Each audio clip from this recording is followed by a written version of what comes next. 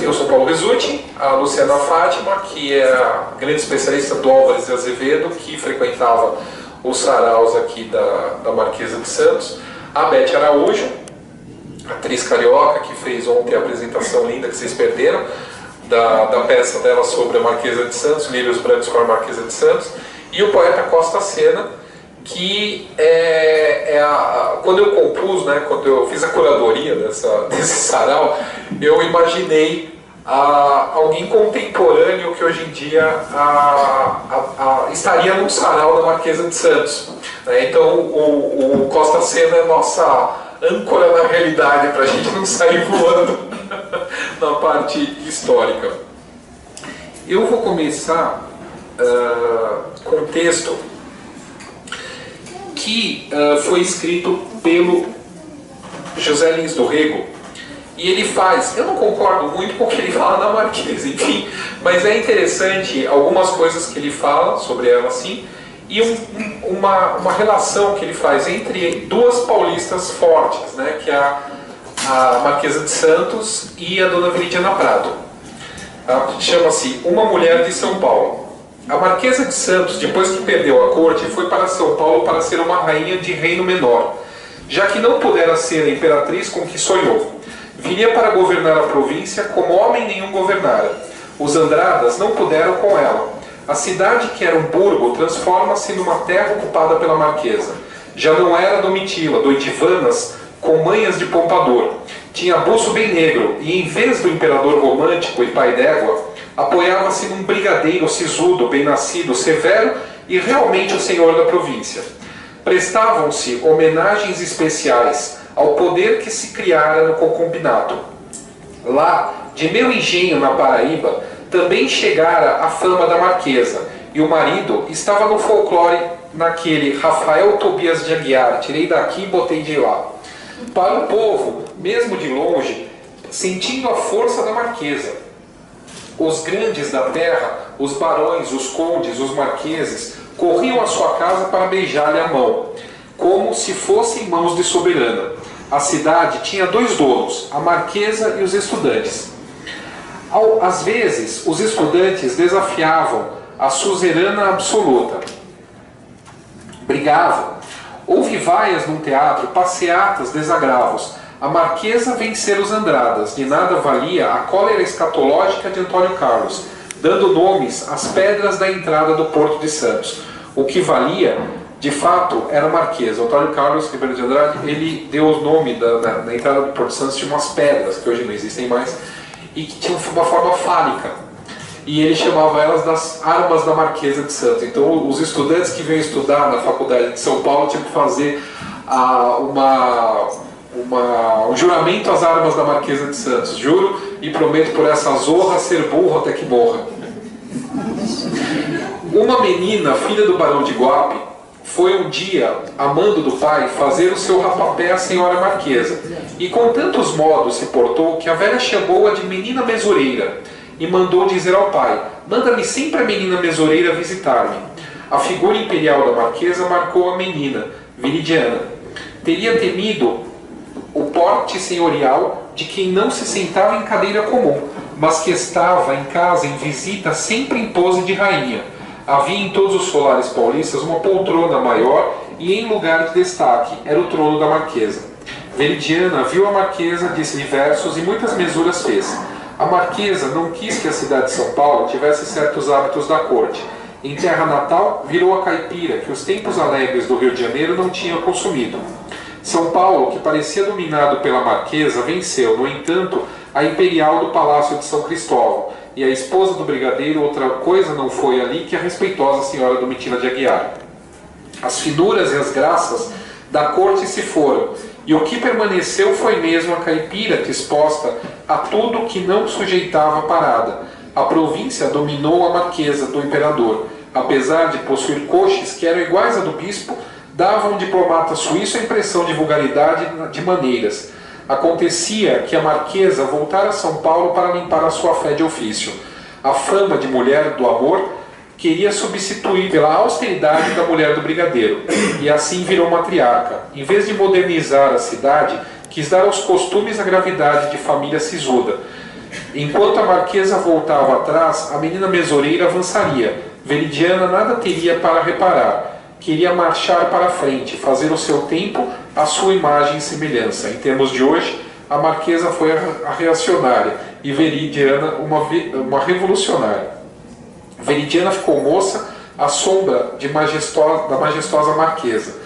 O São Paulo do seu tempo, de moça, era uma cidade que Álvares Azevedo nos pinta em cartas à irmã como o lugar mais insípido do mundo. Nunca vi coisa mais tediosa e mais inspiradora de spleen. A vida aqui é um bocejar infinito. Não há passeios que entretenham, nem bailes, nem sociedade. Parece isto uma cidade de mortos. Nem uma cara bonita na janela, só rugas, caretas desdentadas, e o silêncio das ruas só é quebrado pelo ruído das bestas sapateando no ladrilho. Este silêncio convida mais ao sono que ao estudo, enlouquece e enturgece as imaginações. E ainda o rapaz sequioso de vida quem fala mal da sociedade de São Paulo. Os bailes eram de meia tigela, os vestidos das grandes damas sem gosto, e de uma festa na casa de Souza Queiroz arrasa o gosto da terra. Até vestido de chita havia no meio de outros de cetim. A cidade não fazia força para vencer o seu caipirismo, e nos bailes os pares só saem a dançar após a escolha do mestre-sala. Álvares Azevedo nos descreve o Grammont, dominado pelos velhos. Era ainda a importância da marquesa pesando na vida social do burgo. Os estudantes, porém, dão à cidade morta os seus entretenimentos de vida. As mulheres se escondem, são as mulheres que Saint-Hilaire viu, cobertas de mantilhas, sem olhar para os lados, duras e medrosas como bichos do mato. Os estudantes enchem as ruas e fazem alguma coisa. Fletcher encontrou em São Paulo uma Harvard, a cidade mais intelectual do Brasil. Tanto assim que o grande baile, a maior festa da terra, fazia-se no dia 11 de agosto. Era o baile acadêmico. Passado esse dia, a cidade não queria mais saber dos estudantes e poetas. Em 1860, fora a Academia de Direito, nada existia em São Paulo. A vida mundana continuava caipira, e só de quando em quando, a propósito de uma visita imperial, a sociedade se reunia para exibir-se em melhor gala. Dançava-se, mostrando-se vestidos de qualidade, e tudo acabava aí. Ao lado deste caipirismo havia uma carência total de gosto pelas artes, na melhor gente. Só em 1880 houve em São Paulo o primeiro concerto vocal. Ferreira de Menezes havia dito, após um concerto de Gottschalk, com o teatro inteiramente vazio, em matéria de música, os paulistas são capazes de assar um roxinol e comê-lo.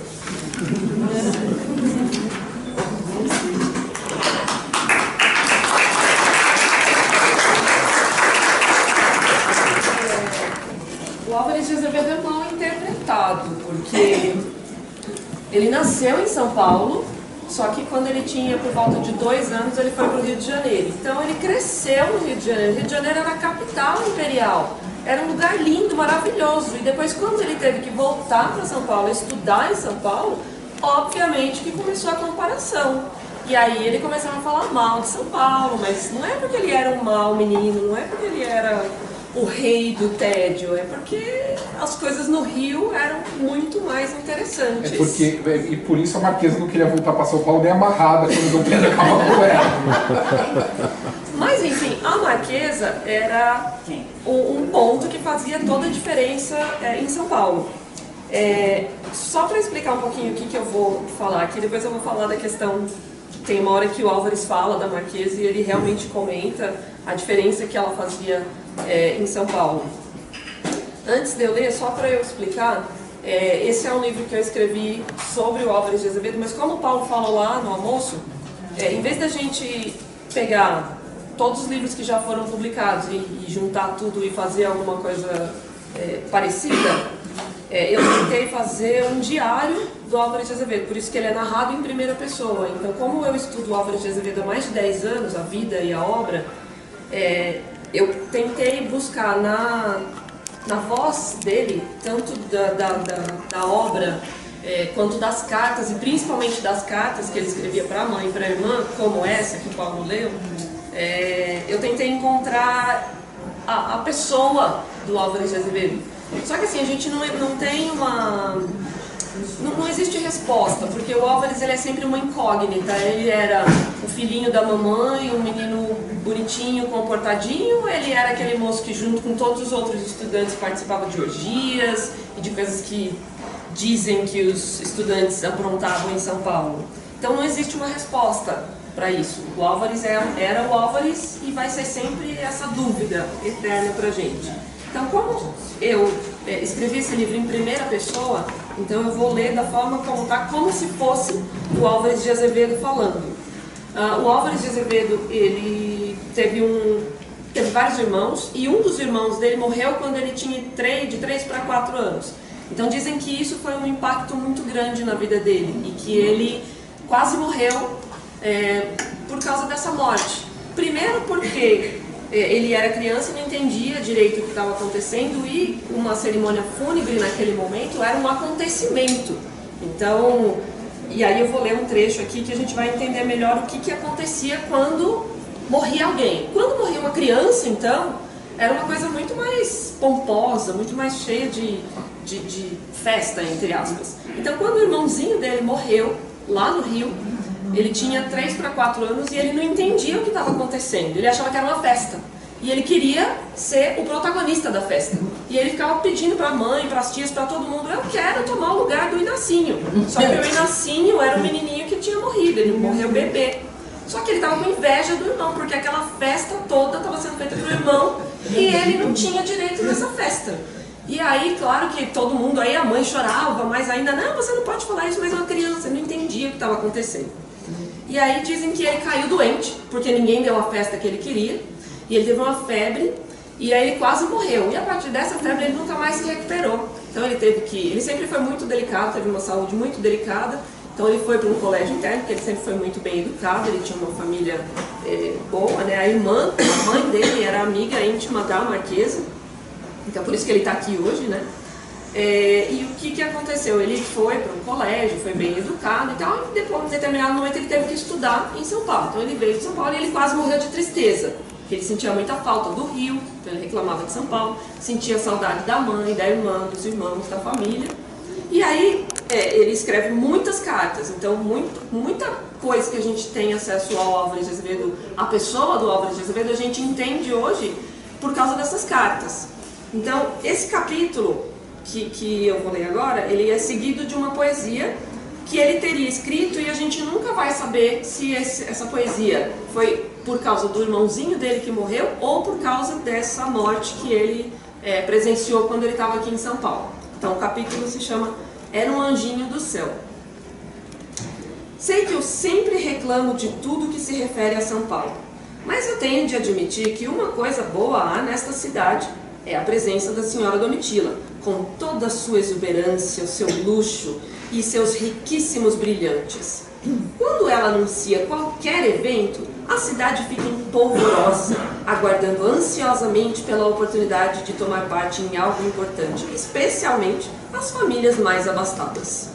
Pois eis que foi anunciado o baile pelo batizado da neta da Marquesa, verdadeiro acontecimento, visto ser aquela uma descendente da casa dos Bragança. E quando todas as pompas eram preparadas, a desgraça estendeu as asas sobre a nobre família. Na fria madrugada paulistana, a criancinha teve um ataque de convulsões e morreu inesperadamente. A imponente celebração acabou transformada em funeral. E para que a cerimônia de exéquias fosse ainda mais solene, fizeram-nos ir do Açu do Carmo, isto é, de um dos extremos da cidade, ao outro. A noite estava bem gelada, o que tornava tudo ainda mais tétrico. Havia uma banda de música acompanhando o cortejo e a família toda estava inconsolável. A cena lúgubre despertou uma dor profunda e trouxe negras memórias que estavam adormecidas dentro de mim. Era de ver como estava bonito o anjinho, com a sua coroa de flores na testa branca como jaspe, com as suas mãozinhas postas no peito, apertando friazinhas uma palma, alva como as roupas cândidas bordadas de ouro que vestia. Lembre-me com infinita tristeza de outra cena tão parecida. Vislumbro o meu pequeno irmão, seu rostinho de lábios azulados a misturar-se ao da menina. Dos lados do caixão, em cetins e bordados de ouro, viam-se as dobras da capa de veludo azul bordada também em fio de ouro. A criança era o retrato mais perfeito possível da mãe. Aquela testa erguida, aquele nariz arrebitado, oh, quanta tristeza! Era apenas um querubim, e lembro-me de algo que comecei a escrever tempos atrás. A inspiração necessária para dar a continuidade ao texto, de repente, se apossa de mim. Não chorem! Lembro-me ainda como a criança era linda, no frio da facezinha, com seus lábios azulados, com seus olhos vidrados, como de morta andorinha. Pobrezinho, o que sofreu, como convulso tremeu, na febre dessa agonia. Nem gemia o anjo lindo, só os olhos expandindo, olhar alguém parecia. Era um canto de esperança que embalava essa criança, alguma estrela perdida, do céu coroada de donzela, toda a chorar-se por ela, que a chamava de outra vida. Não chorem, que não morreu. Era um anjinho do céu, que um outro anjo chamou. Era uma luz peregrina, era uma estrela divina, que ao firmamento voou. Era uma alma que dormia, da noite na ventania, e que uma fada acordou. Era uma flor de palmeira, que o céu de inverno murchou. Não chores, abandonada pela rosa perfumada, tendo no lábio um sorriso, ela foi mergulhar, como pérola no mar, nos sonhos do paraíso.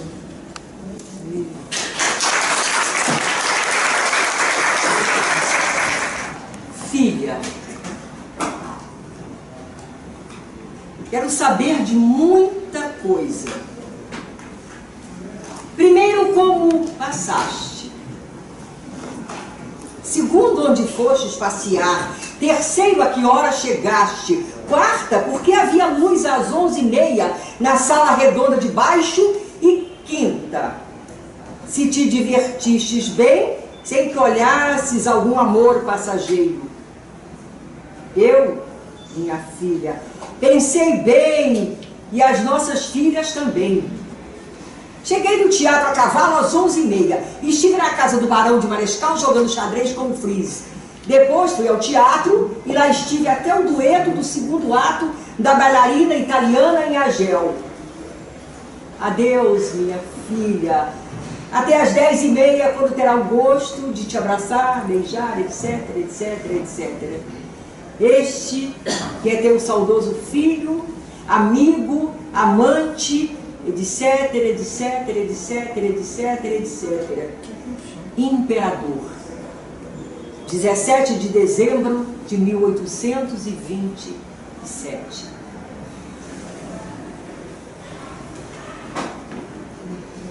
Ao se perguntar sobre si, não se responde, Domitila, que nada há de se responder. Então prefere virar-se de lado, como se assim pudesse transformar as coisas. Então morre dentro de seu castelo esse que imagina nas montanhas do Rio de Janeiro. Então passa as mãos na face e percebe o calendário que morre no seu rosto. Ao se ver de frente, fecha os olhos para não ver mais. Então não se diz, palavra não há que lhe salte da boca. Então sai em fuga, que não termina em lugar nenhum.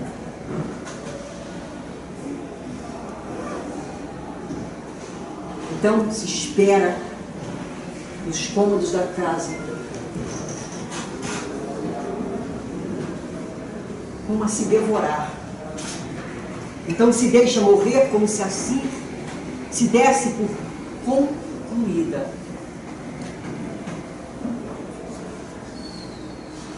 Essa passagem. Que podem parecer-me estas tais loucuras.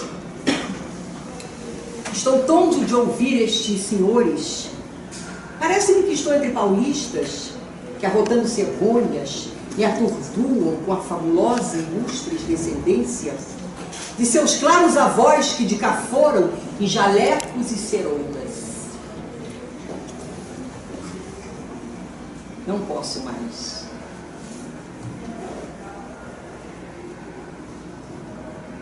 Nunca usara. Pensar cajás, explosões de melões, mulatas, uvas pisadas. Ai, Guanabara, ai, Guanabara. Tuas noites fatigadas me derramo toda em sulcos malucos de ilhas molucas. Manhã, brisas intranquilas volúpias mal ousadas passam por ti, num gosto naval de adeuses, adeusas, a Vênus, a Domitilas, fazendo guanabaradas, ai, Guanabaras, ai, Guanabaras, por aí, por aí, por aí, por aí. Mário de Andrade.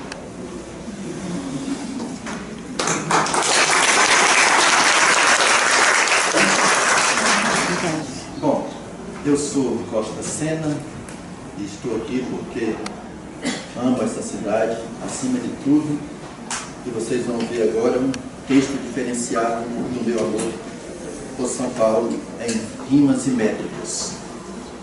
Por toda a grande São Paulo eu confesso que já passei e vou mostrar para vocês como eu não me enganei. Por favor, presta atenção que eu vou fazer a narração dos lugares que passei. Eu já passei em Parelheiros, pertinho de Bugaçu, fui a Itapecerica, de lá pulei pro Imbu, não me lembro qual dia, me aproximei de Cotia, vi a Regis Bittencourt, cruzei Carapicuíba e toda Barueri, Santana do Parnaíba, lá que parei para dormir, Cajamar, Parcanhanguera, não lembro que data era, mas sei que passei ali. Caieiras, Mariporã, Guaiúdos e Arujá, na Itacoaquecetuba, tive o prazer de pisar, em uma noite sem luz, passei em Mogi das Cruzes, onde pretendo voltar. Suzano, penetrei nela pela estrada do morro, quando entrei em Cubatão, fui mordido por cachorro, não parei naquela terra, no Rio Grande da Serra, que me prestaram socorro. São Caetano do Sul, São Mateus e Santo André, em São Bernardo do Campo, me aplaudiram de pé, não sei se cometo engano, tem outro São Caetano, mas eu não sei onde é. No São Miguel Paulista já fui me apresentar, e no Itaim Paulista, bem pertinho do Poá, Ferraz de Vasconcelos, onde um dos Vasconcelos me convidou para almoçar. Vila Taquera de Guanás, em Tubanha. Osasco, Jabaquara, Pirituba, Jaraguá, do Limão à Barra Funda, cruzei lugar por lugar, me sentiria feliz se encontrasse em Perdiz um lugar para eu morar. Adoro Santa Cecília, curto a Consolação, Bexiga no Bela Vista, é minha grande paixão. Linda Vila Madalena, mesmo não sendo pequena, te leve meu coração. Cidade universitária faz divisa com Pinheiros, ali amei uma mina, corpo lindo por inteiro, me amou depois partiu, talvez porque descobriu que eu não tinha dinheiro. Ribeirino, Matarazzo, Jardim América Braz, Paris, Cerqueira César, cruzei via marginais, é preciso andar com mapa, o Paraíso e a Lapa não posso deixar para trás. Santo Amaro, Campo Limpo, andei de carro e a pé, Grajaú, Paticocaia, Eliana, São José, conheço todo lugar, já fui até me banhar na ilha do Bororé, pelo Tabuão da Serra, não lembro quando passei, na Capela do Socorro, na sexta 13 rezei, num domingo de manhã, na feira do Butantã, ali me apresentei. Então, de Cubatão a Perusa, em Bubaçu, Jaraguá, dessa tão grande São Paulo, já terminei de falar. Se alguma coisa faltou, não sou um computador, sou poeta popular.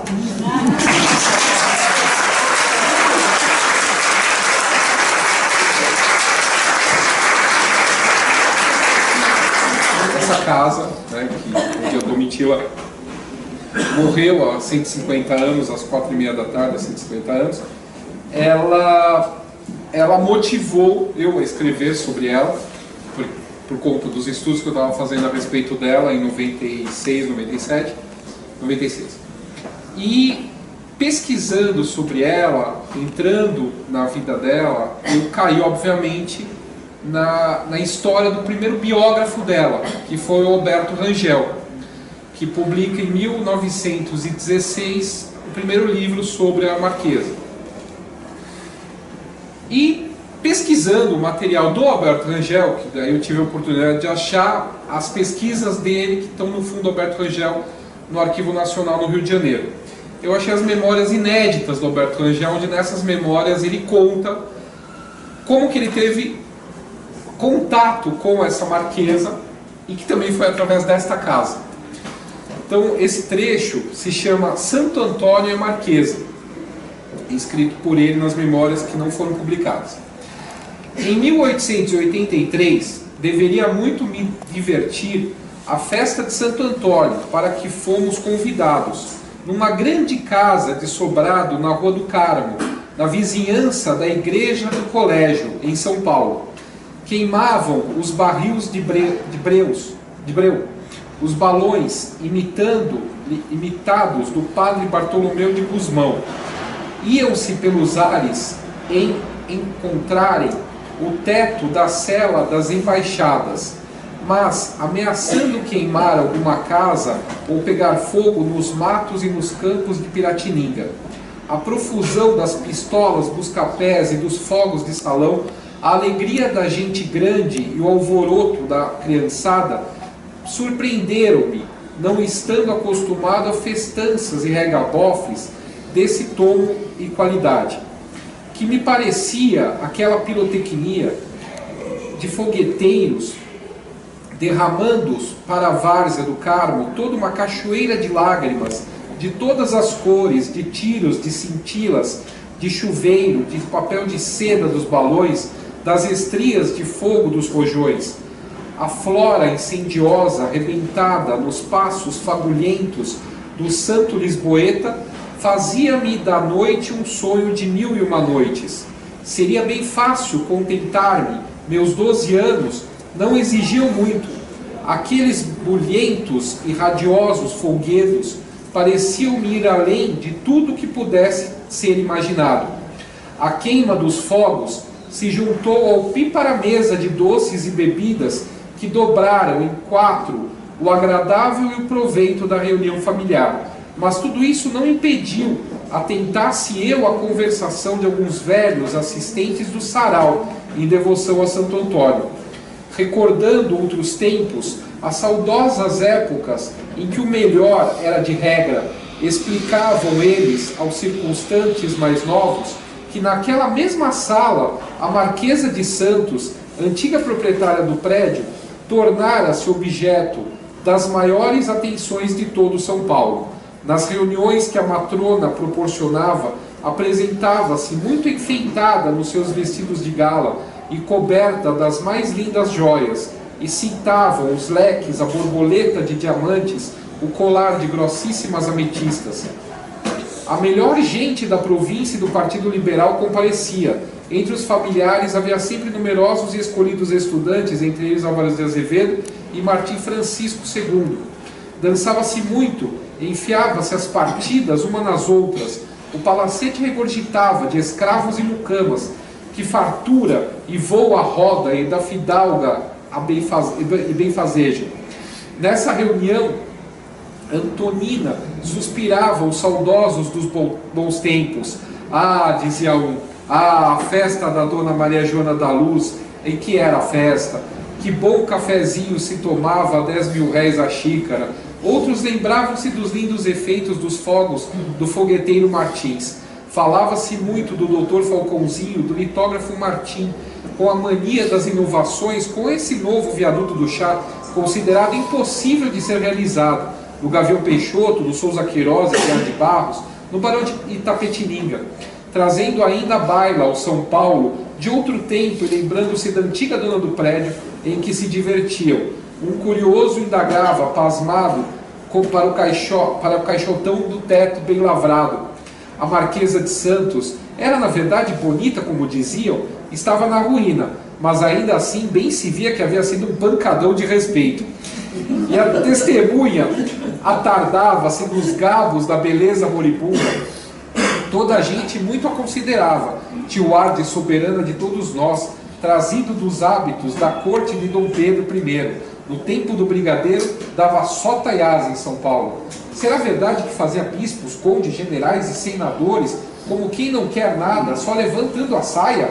arriscou-se outro, a um juízo menos reverente sobre a memória da finada. Exagerava-se tudo na nossa terra, a partir de um velho escrivão da Cúria, advertido e oculoso. Os informes prosseguiam em voz mais imperceptível. Eu ficava a ouvir, muito atrapalhado, para deduzir alguma coisa de mais claro, acentuado e salino, e enquanto isso esquecia as rodinhas, desinteressava-me dos chuveiros, dos relâmpagos e cobras do faraó, vendo sobreposta a turba de convidados de que fazia parte a sombra amorosa daquela antiga dama de honor, coberta de cãs, adereçada de diamantes, pairada no quadro de que eu começava a conhecer as paredes frias, os tetos apainelados, as janelas dos fundos de subir e descer, dadas para a várzea do Carmo.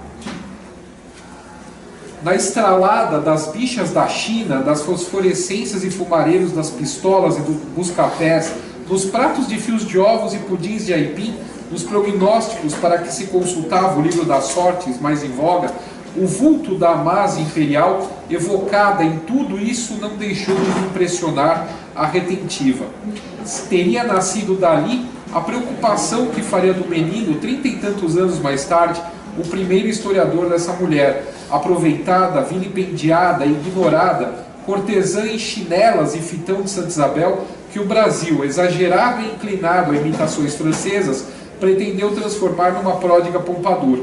Seria com efeito, por volta de 1912, que subrepentinamente, sugestionado pela recordação dessa remota festa de Santo Antônio, me decidi a incursar nos domínios limitados e refletidos da história, ajuntando o que houvesse de verídico no relato dessa ligação entre o primeiro imperador e a sua conhecida Amásia. O assunto parecia-me digno de exame pela novidade do tema, numa terra, aliás, sempre infesa às descobertas da verdade, mas muito disposta e caroável ao cochicho de alusão maliciosa na esquina às fraquezas dos seus grandes homens e mulheres de melhor reputação. Levar a tal objeto as severidades do julgamento e os rigores da devassa histórica seria prestar, de alguma forma, um serviço às nossas letras, mais amigas de repetirem as velhas crônicas oficiais e empachar-se na superficialidade de novelas e poemetos, que aprofundar o inquérito, as realidades do nosso passado, cada vez mais controvertido ao menosprezado. Rompi com as 1000 considerações atalhadas em todos os tempos no Brasil, aqueles que tentam afrontar certos juízos, providos de relações de família, de embaraços, de amizade, de medo de não ser agradável a fulano ou ciclano. Outros óbices bem mais graves se apresentariam ao meu caminho de pesquisador. A displicência de certos arquivistas, morosos e falhos, a falta de catalogação do Arquivo Público Nacional, o ciúme e a má vontade de detentores particulares de certos documentos imprescindíveis, o capricho de mal-entendidos, escrúpulos da chancelaria americana, a destruição e as distâncias de certas fontes informativas estrangeiras, a inexistência no Brasil de papéis desaparecidos por furto ou desmazelo. Restaria, não obstante, pertinácia e paciência a minha pena, resolvida a não retroceder do seu dificultoso intento. E aí ele começa a rastrear várias pessoas que ele poderia entrevistar. Ele manda para todas elas 22 perguntas.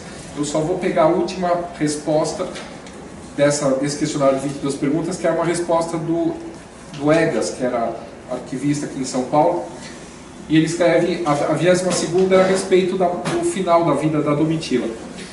A escritura de seu inventário é muito importante e existe no 2º cartório de órfãos de São Paulo. Por ocasião de sua morte, viúva de Rafael Tobias de Aguiar, era muito considerada. Na velhice praticou a virtude em todas as suas mais elevadas manifestações, mas nunca foi beata. Quando do 7º Batalhão de Voluntários Paulistas foi para a Guerra do Paraguai, ela deu 5.000 réis a cada praça e certa quantia a cada oficial. Gastou nesse dia cerca de 5 contos. A entrega ela mesma fez no Ipiranga, no lugar em que Dom Pedro proclamou a nossa independência. Depois de casada e mais tarde como viúva, foi sempre virtuosa. A partir desses grãos de informação, vale a verdade, nem sempre dos mais rigorosos, como exatidão, para chegar ao livro compacto, tanto intrepidamente dediquei ao romance e deslizes amorosos de Dom Pedro I. calcado nesse gênero de rebuscas apenas iniciado com bastante escândalo na época pelas descobertas e caturrices de 2 ou 3 velhos cronistas, traria eu um pouco de verdade que tanto necessitamos, tirando exclusiva e limpa a palitadas no fundo do seu caramujo. Foi nessa época que começaram a borbulhar os preparativos para o baile acadêmico que festejaria o dia da instituição dos estudos jurídicos. Até onde soube, a celebração seria nos moldes dos bailes de carnaval da corte imperial. E todos nós estávamos loucos por este evento. Não se falava em outra coisa. Qual não foi a minha surpresa ao ser convidado para ser nada menos do que o orador oficial na solenidade de abertura. Era o aniversário de 22 anos da criação dos cursos jurídicos no Brasil e eu faria o discurso. Nem conseguia mais dormir, seguia febril em minha excitação. Não mais pensava a não ser no discurso. Milhares de páginas foram escritas e rasgadas. Nada parecia adequado o suficientemente sério. Centenas de tentativas. As solenidades comemorativas do 22º aniversário da criação dos cursos jurídicos no Brasil. É uma honra imensa ter recebido a designação de orador oficial deste evento. Ai, toda a minha disciplina de estudos parece não ser suficiente para tal missão. Onde eu vou encontrar inspiração? Os amigos já estão ficando zangados pelo meu extenso desaparecimento. Eu passo dias e noites escrevendo, ensaiando e reescrevendo o meu discurso. Isso é tudo o que faço, tudo o que penso. Mas agora eu acho que eu estou no caminho certo. Senhores, quando lá na mãe pátria das civilizações modernas, a progenie dos helenos se acercava dos estádios olímpicos a glorificar o aniversário da instituição dos semideus dos mitos heróicos da Grécia, era nesse dia de reviver as santas recordações do passado que, entre a mudez das multidões absortas, com a fronte erguida, ensombrada de louros e de olhar soberbo de Eufanias, e aí ele fala. Vou lá porque o discurso dele é e ele está ensaiando.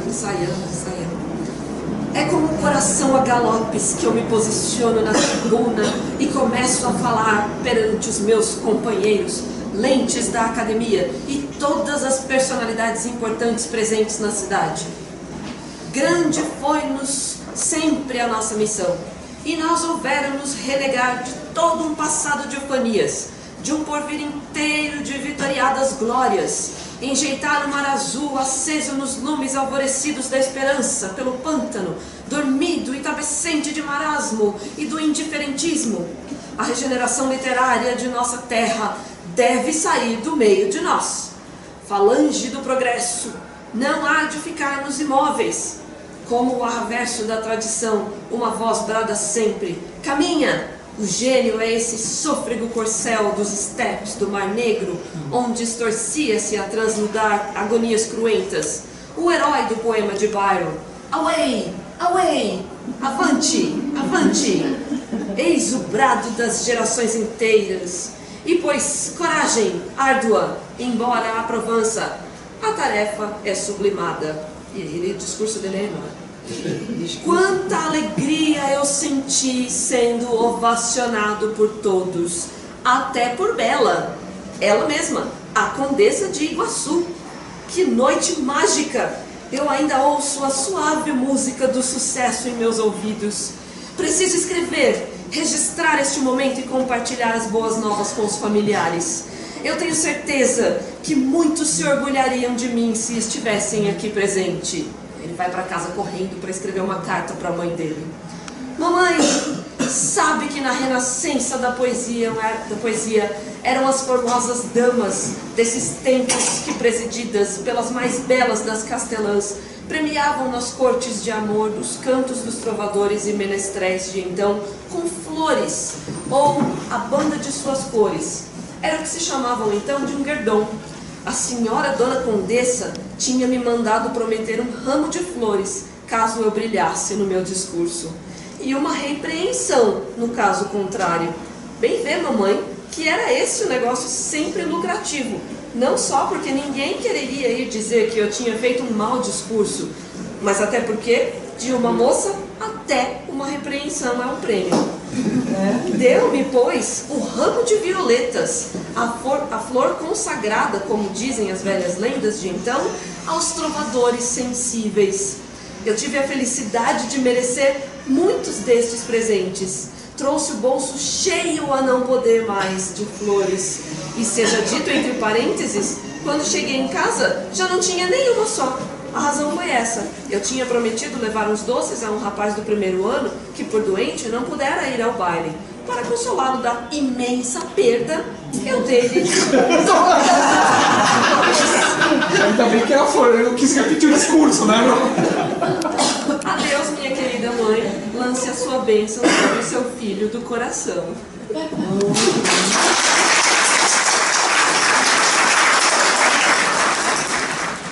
Dona Domitila, Marquesa de Santos, eu gosto muito da senhora.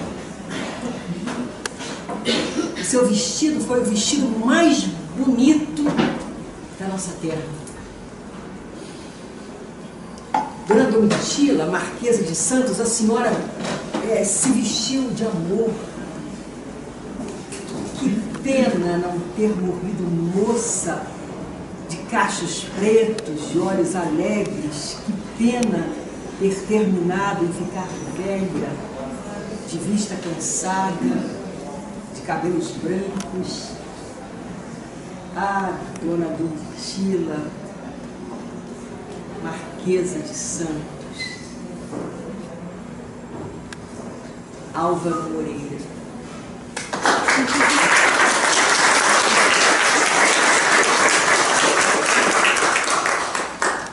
A Marquesa de Santos foi uma personagem muito curiosa em São Paulo. Ela foi uma beldade, uma favorita na época do pai do atual imperador, e levou uma vida muito brilhante e tempestuosa. Eu costumava vê-la frequentemente. Ela era uma grande dama, muito compreensiva, muito interessante, cheia de histórias sobre o Rio, a corte, a família imperial e os acontecimentos daquela época. Tinha sido obrigada a adotar costumes rurais e da última vez que a vi, ela me recebeu em traje informal, na sua própria cozinha, onde se sentou no chão, fumando não um cigarro, e sim um cachimbo. Confere? Possui belos olhos negros, cheios de compaixão, inteligência e sabedoria. Ela era objeto de grande interesse para mim naquele lugar fora de mão. Esse depoimento foi feito por Isabel Button quando esteve por aqui.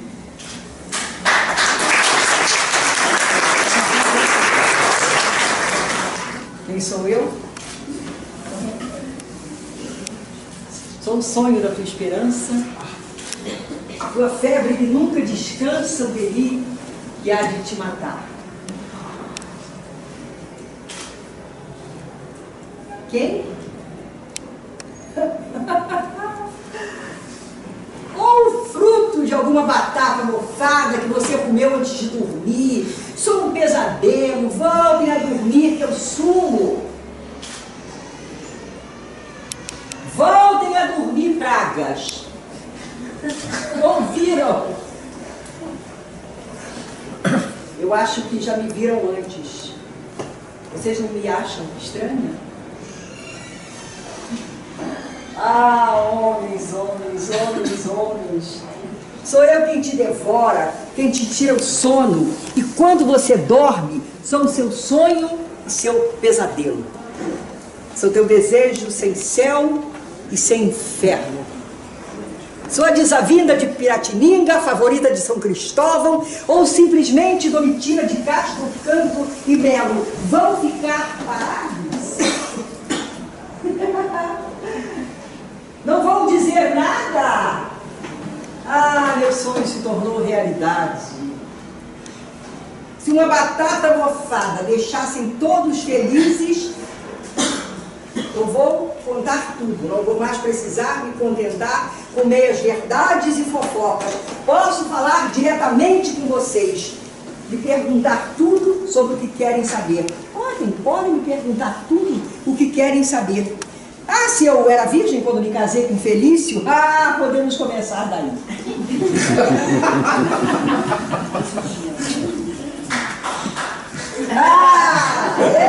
Luiz, você não é nada bobo, hein? Bom, para quem estava farto de mexericos, meu respeito, o quê? A verdade de quem? A minha verdade? Entendo que ela é só minha, não é de mais ninguém. Acho sim, bem, talvez para alguém que está morta há 100 anos, filosofa bem. A morte nada mais é que descanso que a vida nos tirou. O que mais resta aos mortos além do tempo? Me digam. Tempo para rever seus erros, e acertos e repensar a vida. Certo? Claro que no meu caso, ouvir ofensas depois de morta ainda faz parte, né? Incomoda.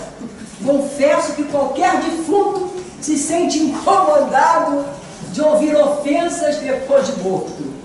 Ou como dizia um dos Luizes da França, je ne sais pas moi. Sei, todos falam mal de mim, mas vejam, eu só quero entender. O Demonão dizia o mesmo. 7 anos juntos, 5 filhos, depois ele deixou de me querer, de me entender, me mandou para fora da minha casa, lá, e tive que me exilar aqui, em São Paulo. Conheço essa história, me entender. E vocês querem me dissecar, não é? Isso sim. Não seria má ideia, na verdade, mas acho que não foi bem assim que Legoff pensou quando se referiu ao ogro historiador, o amador da carne fresca da história. Bem, mas voltando, já que tocamos no assunto de Pedro, vamos começar por ele. Nossa, que original, hein? Morri quase com 70 anos de idade. Fui amante de Pedro durante 7 anos e só se lembram disso.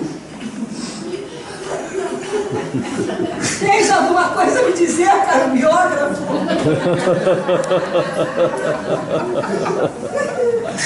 Então vamos lá, eu preciso começar de algum ponto. E lá vem a muda velha história. Como foi esse grande romance entre a senhora e o nosso primeiro imperador? Foi amor à primeira vista? Como foi estar com um grande herói? Me defenda, me ajude, por favor. Eu não sei, parem de ser sonhadora. Você acha que foi um conto de fadas?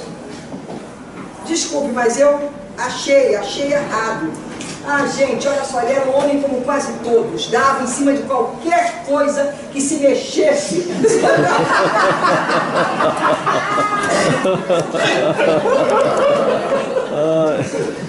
E eu era uma mulher com problemas sérios.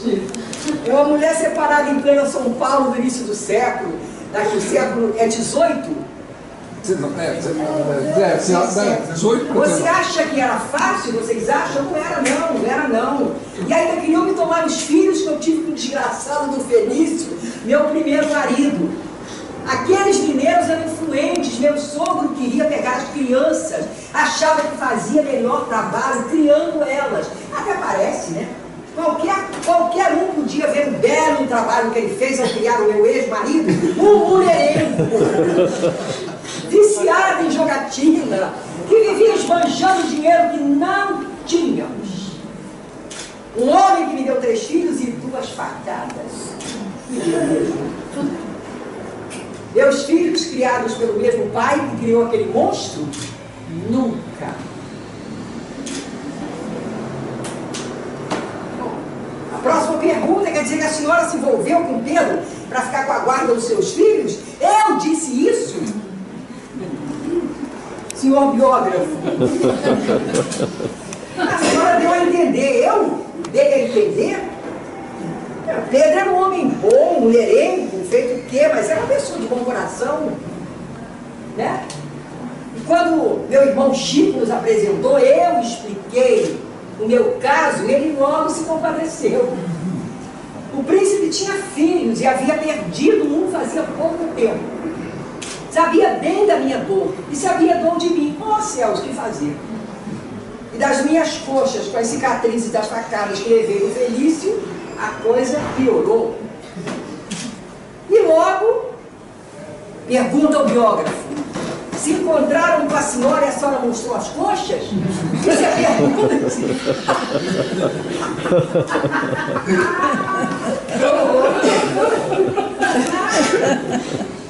Ele quis ver as cicatrizes, mas eram tão pouco o seu pedido comparado à sua proteção que eu pedi.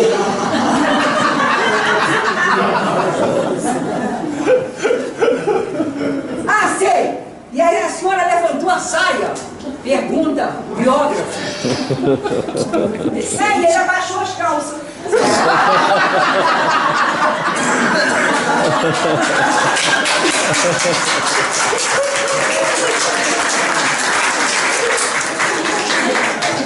Aí eu puxei novamente. Isso foi isso mesmo, né? Você é bem enxerido, né? Aí você faz parte, mais velha que o jovem príncipe, seduziu para benefício próprio. Você me perguntou, mas e o que houve com essa criança? Na primeira carta que se conhece de Dom Pedro para a senhora, ele fala da sua gravidez, mas não há pistas a respeito do bebê. Você continua me perguntando. Eu disse ao Pedro que o bebê não vingou. Eu disse. Poucos souberam a verdade. Dei a luz ao menino e batizei em homenagem ao nosso Senhor Jesus Cristo o nome de Jesuíno. Um padre amigo ficou com a criança e criou. Sabiam? Não. Então fiquem sabendo. É mais uma para botar mol. Sempre procurei ajudá-lo, não era apenas o Pedro que era agarrado aos filhos. Você. Mas se a senhora era tão agarrada, por que deu a criança? Por que fez isso?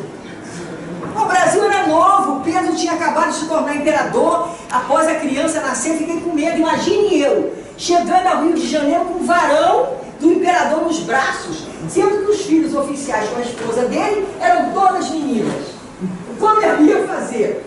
O príncipe teria a procedência da trono, certo? Deixando as mulheres em segundo plano.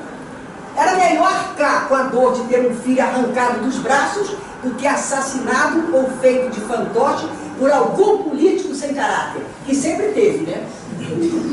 E agora não. Você, de caráter manipulador, escondeu o primeiro filho que teve do amante, você é Pérfido. Que coisa, hein? Pois é, que coisa, não? Todos falam a respeito do que eu ganhei em ser a favorita do imperador, mas ninguém leva em conta o que eu perdi. Isso só eu carrego no peito.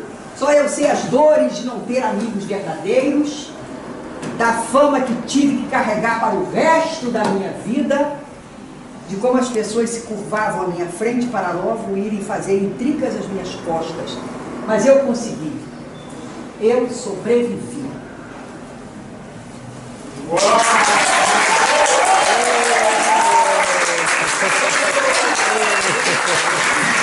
São Paulo, minha cidade. Da janela observo e admiro minha cidade, tantas vezes injuriada. Carrego o estigma de desumana, insensível, selva de pedra. Não é verdade. Sua boa índole não lhe permite ser assim. Foi descoberta e erigida sob nobres sentimentos e justas finalidades. Ela é bela mesmo quando escura, nunca fica em trevas. Todo dia uma nova luz nela propicia a brilhar, somando-se às milhões multicores já existente, tornando-a mais feliz. Não é desumana, nem insensível. Abriga migrantes e imigrantes, dando-lhes as mesmas oportunidades que dá a seus nativos.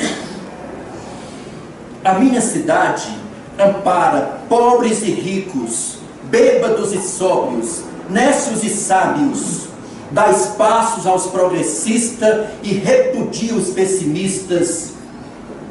Em Hospitaleira, costuma-se dizer que quem nela não consegue viver, noutra nem sobrevive. Assim, não cabe essa pecha, essa infelicidade à minha tão bela e bonita cidade. Que lindo!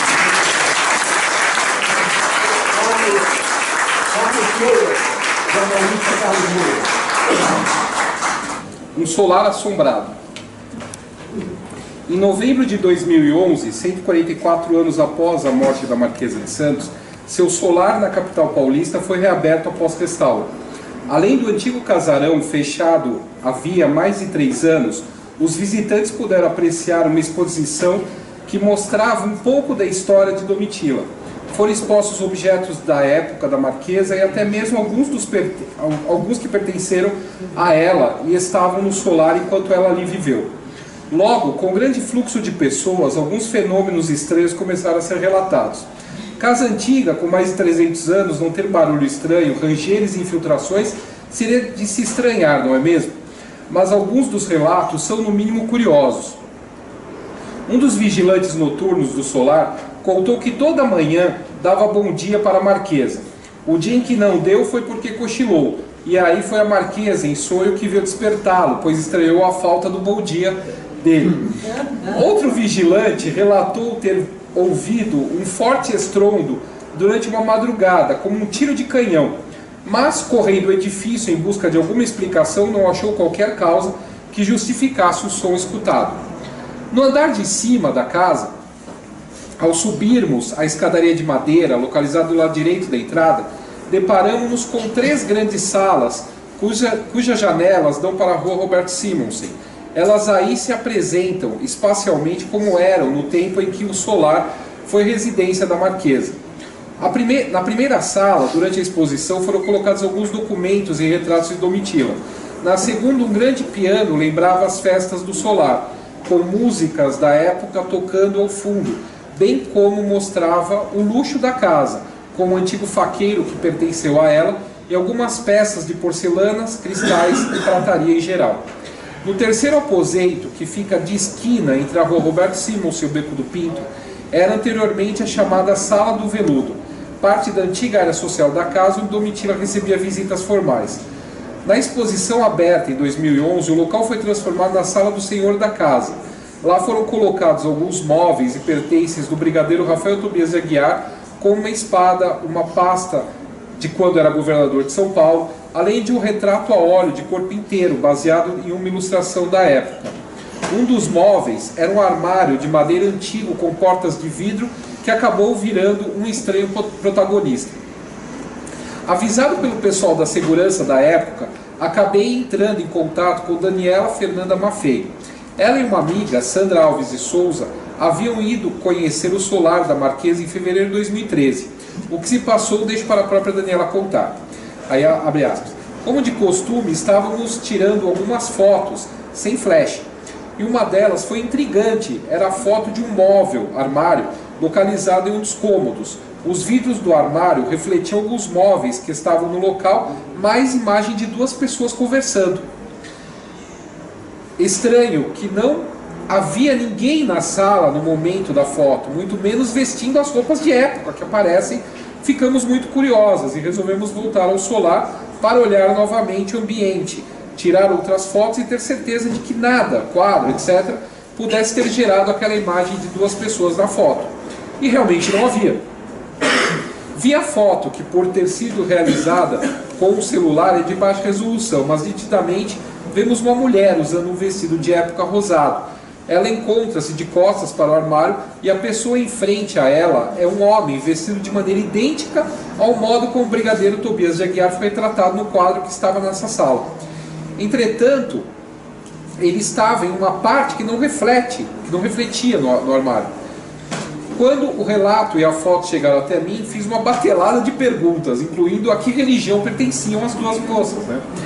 Nada indicava que elas procurassem algum tipo de divulgação, algum sensacionalismo. Apesar de Daniele ter me autorizado a falar sobre o assunto desde 2013, somente agora com a reedição dessa obra, 4 anos depois do ocorrido, o fato está chegando ao público.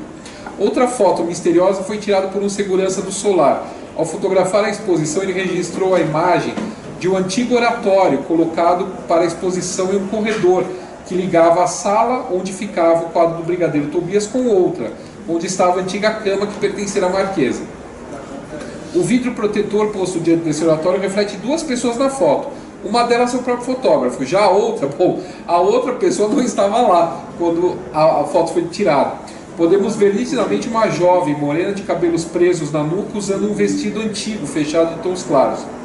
Durante a exposição, uma figura constante para alguns visitantes era o próprio Brigadeiro Tobias. Mais de uma vez, visitantes do solar congratularam seguranças e monitores do serviço educativo por terem colocado na sala do retrato do Brigadeiro um ator vestido igualzinho ao último marido da Domitila. Porém, para não haver escândalos, os cumprimentos dirigidos ao fantasma eram aceitos,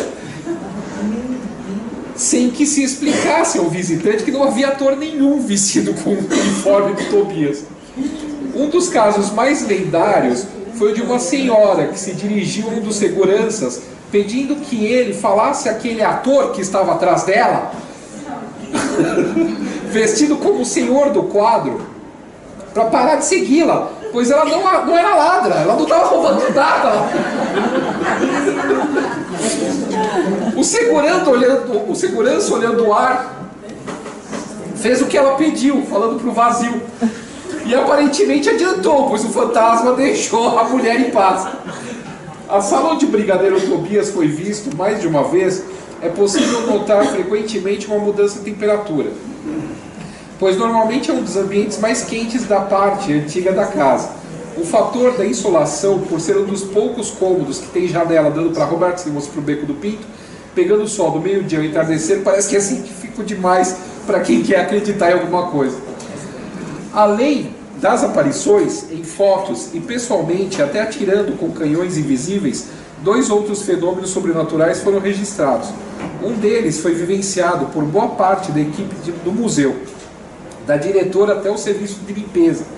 Uma antiga diretora, logo pela manhã, antes da abertura do museu, passando pela área de exposição, notou uma poça no assoalho, embora não houvesse chovido recentemente. Mandou que se chamasse a limpeza para removê-la antes da chegada do público. Várias pessoas viram a poça, e enquanto uma funcionária da limpeza desceu para pegar material para limpar aquilo, outra pôs o dedo no líquido. Não era água, era uma espécie de óleo perfumado. Quando retornaram com o material de limpeza, cadê a poça? Tinha sumido, desapareceu e não deixou nem vestígio da umidade no piso. O último fato foi vivenciado por mim. Em uma tarde de julho de 2014, estavam no museu as professoras Ana Gambodi, a Sandra Tucci e a Luciana Bilindelli numa reunião no Solar, discutindo algumas ideias para uma futura exposição.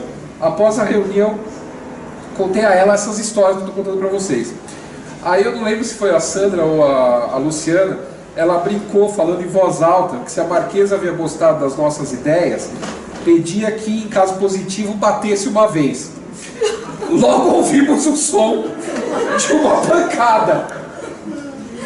Para tirar a dúvida de que não estávamos doidos ou influenciáveis, a pergunta foi feita mais uma vez. E logo ouvimos novamente a mesma pancada, vinda de lugar próximo, mas que não conseguimos identificar qual. Até hoje, ao me lembrar disso, questiono-me se algum funcionário gaiato teria sido o autor da pancada, e até hoje se diverte recordando do assunto. E vocês devem estar perguntando, acredito que tudo isso é verdade? Infelizmente, apesar de passar muitas horas, inclusive durante a noite no Solar, nunca fui recebido pessoalmente pela Marquesa, muito menos pelo Tobias. Porém, como espanhol, eu também não creio em bruxa, pelo que elas vai.